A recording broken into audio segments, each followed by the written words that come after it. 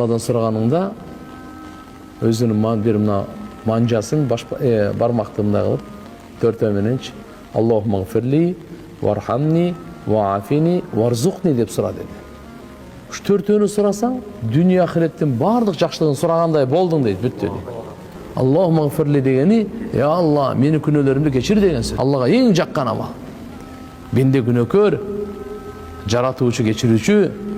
Аллахуммагфирли вархамни, мени, я Алла, райымдуулугуңа бөлөгүн деген сөз. Я Алла, Алла райымдуулугуна бөлөсө болду, шайтан эч нерсе кыла албайт. Алланын райымдуулугу кимди курчап алса болду, шайтан ага кол сала албай калат болду. Андан кийин ваафини үчүнчүсү. Я Алла, мени афиятта койгон. Мындайча айтканда, сак саламатчылык, амандыкта койгон. Көзүм аман болсун, жакшы көрүп турайын, я Алла. Кулагым аман болсун, жакшы угуп турайын, я Алла. Акылым аман болсун, я Алла. Ушу жинди болуп калбаймын.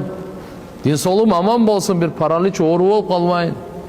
Тилим аман болсун, тишим өпкө боор, бөйрөктөрүм бар, мен билбейм, я Алла, бирок мага амандык бер, афият бер деген сөз. Аракет кылабыз иншалла. Төртүнчүсү варзукни, ырыскы бер.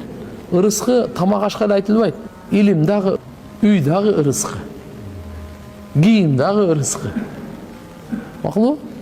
Бардыгы ырыскы. Ада инсан пайдалана турган нерсе бар бекен? Ырыскы болуп.